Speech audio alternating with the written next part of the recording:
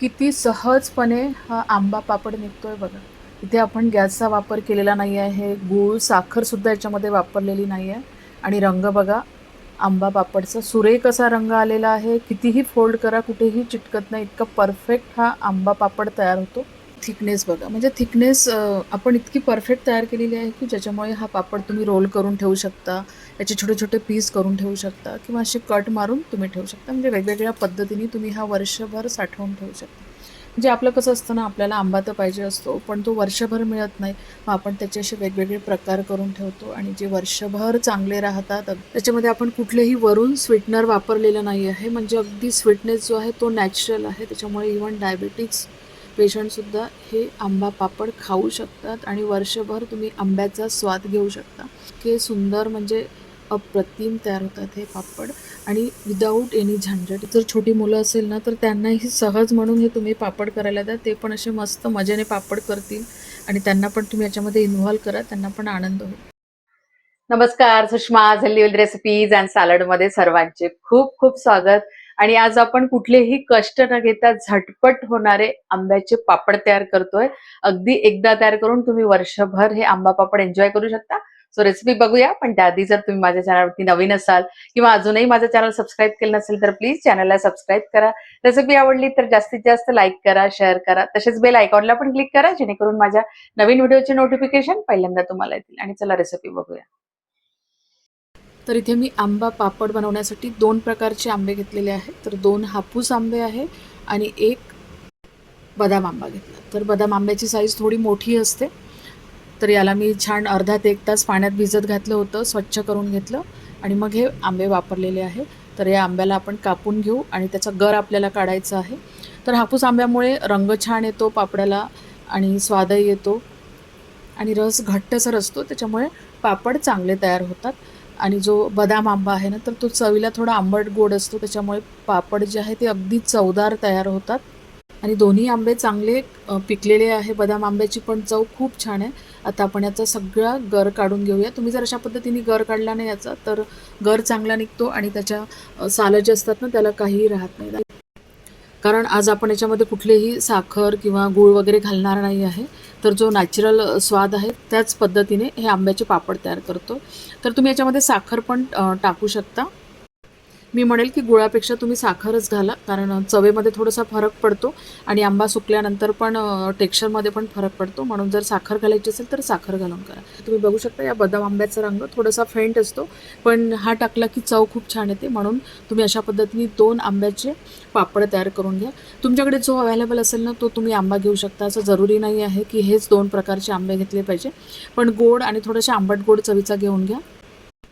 तुम्हाला जर चांगले गोडसर पापड पाहिजे असेल ना तर मेझरिंग कपानी पाव कप याच्यामध्ये साखर घालून घ्या, म्हणजे सफिशियंट आहे तेवढी साखर. तर तुम्ही बघू शकता हापूस आंब्याचं आहे ते मेझरिंग कपानी 1 कप पल्प निघालेला आहे आणि तेवढाच पल्प बदाम आंब्याचा पण निघाला, कारण बदाम आंबा आकाराने मोठा होता. तर एक चांगली चव यायसाठी ना छोटा जो चम्मच असतो ना आपला पोहे खायचा, त्याने फक्त पाव चमचा मी मीठ घालून घेतलेलं. आणि आता आपण हे मिक्सरला फिरवून घेऊ आणि याचा चांगला एकसारखा मस्त रस तयार करून घेऊ. तुम्ही बघू शकता किती सुंदर रस तयार झालेला आहे, जाडसर तर झालेला आहे, रंग पण खूप छान आलेला आहे. आता आपण पापड करतोय तर एखाद्या अशा खोलगट ताटात थोडंसं पसरवून घ्या, म्हणजे ज्याला काठं आहे ताटाला असे, तर थोडंसं तूप लावून घेऊ. संपूर्ण रस आपण या ताटामध्ये टाकून घेऊ.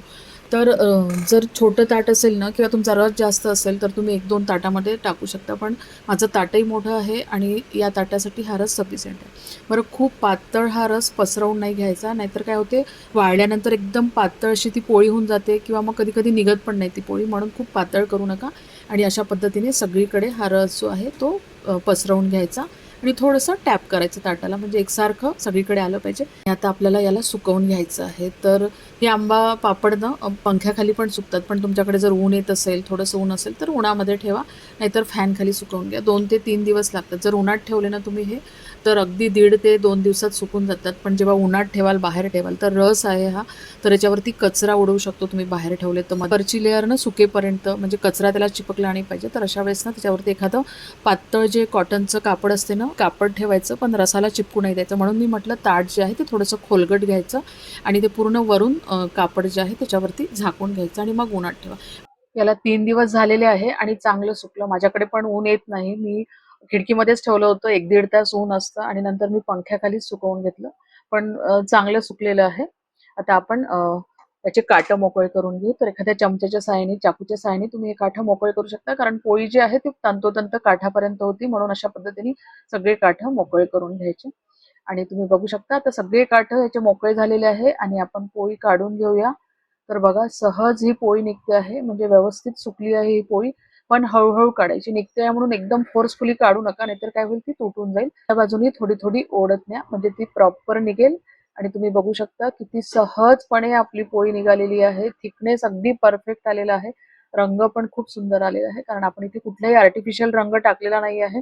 बरेचदा बाहेर जेव्हा विकायला येते तेव्हा त्याच्यामध्ये रंग टाकलेला असतो आणि आंब्याचा रस सुकल्यानंतर त्याचा रंग जो आहे तो असाच येतो, थोडा डार्क येतो त्याचा रंग. या पापडामध्ये शायनिंग बघा, छान चमकत आहे हे. मस्त शायनिंग आलेली आहे पापडाला. आता इतकी मोठी पोळी ठेवणार कशी, म्हणून आपण आता या पोळीला कट मारून घेऊ. तर थोडासा ओलसर असते ना, म्हणजे उन्हात कडकडीत वाळली नाही, तर थोडीशी ओलसर असताना त्याला कापून घ्यायची, म्हणजे काय होते ते व्यवस्थित कापल्या जाते. खूप जर जास्त उन्हात वाळल्या गेली तर मग कापायला त्रास होतो. या पापडाला आपण उभे उभे असे काप करून घेऊ, कारण ना थोडी जाडसर असेल तर तुम्ही स्क्वेअर मध्ये करू शकता, किंवा असं छोटे छोटे आपले टॉफीज कशा असतात तसे पण करू शकता. पण पातळ पोळी असली की असे रोल करून घ्यायचे, म्हणजे ते ठेवायला बरं जाते. आपण इतकी मोठी पोळी कशी ठेवू शकतो ना, किंवा तुम्ही अशा पोळीसारखे तुकडे पण करू शकता तुमच्या सोयीने. तर तुम्ही बघू शकता किती सहजपणे या पोळीचा रोल होतो आहे बघा.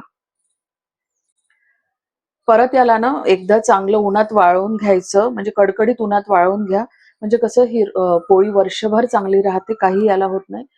मधून असा एक कट करून घेते, जे आपले रोल जे आहे ते बरोबर होतात, भरपूर रोल होतील आणि व्यवस्थित आपल्याला खाता पण येते. आता मी इथे मध्ये एक कट मारून घेतला आणि तुम्ही आता लेंथ बघा, तर बघू शकता ही परफेक्ट लेंथ आहे आणि असे छान तुम्ही याचे रोल तयार करू शकता बघा.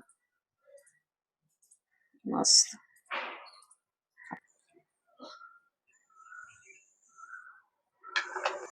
आणि तुम्ही अजूनही आंबा पापड बनवले नसतील तर अशा पद्धतीने पटकन आंबा पापड बनवा, टेस्ट करा, छान लागतात. आणि आवडले तर लाईक शेअर करायला विसरू नका. परत भेटूया अशाच एका छानशा रेसिपी सोबत. तोपर्यंत धन्यवाद.